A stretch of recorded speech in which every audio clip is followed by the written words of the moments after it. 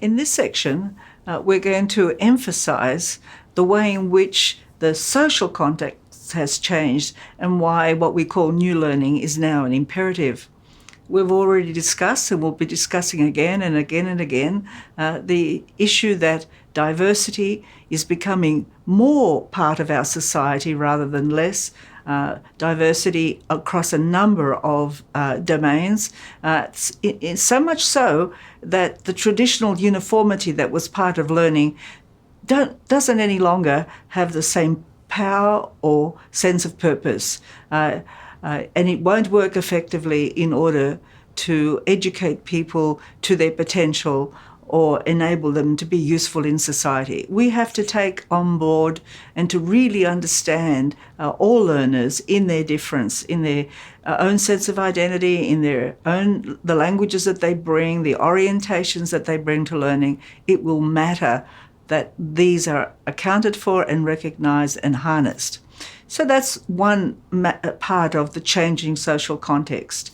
And it's not a matter of affirmative action, it's just a matter of the reality of the classroom. People will be different and will want different ways of engaging with their learning. And of course, the other one which we emphasise in this program is technology. The tools for designing and delivering learning are expanding. The tools for making meaning are expanding. The traditional tools that we had, which were blackboards and chalk and textbooks, they'll all still be important, of course, but they're less and less significant in the design and delivery of learning. So we have to account for the affordances of new technology as part of what's changing in society, and not just for education, but for many other domains as well. Now, the other two dimensions that are changing for the social context of education and why we call it new learning is the globe is getting more interconnected. All learners have to be prepared to be actors across the local to the global. So globalisation will be also part of the way that we engage in education, the way we design education and the purposes of education. The local and the global are interconnected around work, interconnected around media and entertainment, interconnected around food and the environment. Globalisation is not something other. It will become central to our lives and has to feature in new learning. And finally, in terms of the changing context, we used to evaluate education or traditional education around something we called a test. And a test was kind of an arbitrary point at the end of some intervention. Now we talk about data. What's the evidence for a program? What's the evidence of transformation? How do we evaluate a program? How do we evaluate educators? How do we evaluate learners? New metrics are developing for knowing that the decisions we've made and the engagement that learners have been a part of has really made a difference in their lives. So those four things, diversity and technology, plus globalisation, plus data, new forms of data, are part of a significant change in the social context of learning. What we're talking about in this series of videos, this idea of new learning, is the new as a response to dramatically changing social contexts. Now, of course, one thing you might say about the modern world, it's been changing all along for the last, 200 years, 500 years. I mean, we live in a society which has been in constant self-transformation. But in a way, schools as an institution have stayed pretty consistent and pretty stable for the 150 odd years since mass institutionalised education was first implemented on a wide scale, first constructed and first implemented. But this is an interesting moment when I think schools are unusually facing the winds of change. The word that's often used, which is a kind of a cliche in a way, is this word disruptive. This is a moment of disruptive change. And certain institutions remain pretty stable through these changes, but arguably schools are facing a particularly rigorous set of changes which may affect them an awful lot. Some of the big challenges that schools are facing is, historically, schools were kind of one-size-fits-all education. So if you were disabled, if you weren't a speaker of the national language, you were sent off somewhere else. And the idea of a school was to have students as homogenous as possible, because what you were doing is you were presenting a single narrative, a single set of skills that were being taught and whatever. But we live in an era now when social diversity is recognised, when social diversity is valued.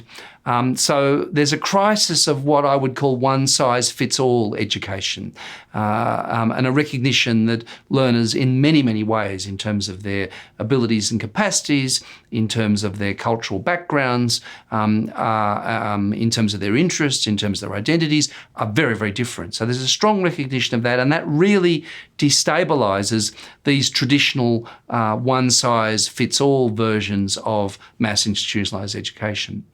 The other thing, another force which is really upon us in a lot of ways, is all the forces of what we might call globalisation, the reality of the fact that the local is very connected to the rest of the world, be it the fact that our student populations are actually global because there's a lot of huge population movements that weren't there in the past, but also part of what we have to do with students is prepare those learners for a future in which they may be very, very mobile, where the global is very close by and where the domain of their action is not just a local domain. Another area of substantial disruption, substantial change is technology, where in education, the very tools of our trade, the tools with which we communicate between teachers and learners with each other, but also the very tools with which we represent knowledge and communicate what we've learned are changing quite radically as well. So, although the traditional forms of media in schools, which was teacher lectures, textbooks, syllabus documents, all of those things, the form of those and the media of transmission are changing quite radically, and also the way in which students themselves represent their own knowledge and present their own knowledge about the world. That's changing. So technology is having a big impact on education as well. And finally, one last challenge is a kind of obsession we have at the moment with metrics. Everything needs to be measured. So we have more and more tests.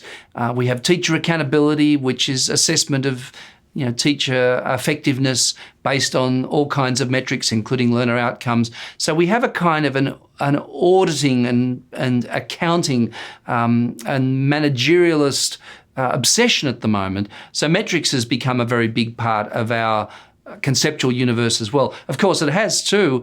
If I in my pocket have a phone which counts the number of steps I do every day, and if I have, we're in this world where we're drenched with data, and we have apps and all kinds of things which are synthesizing that data, we end up with a kind of a metrics obsession.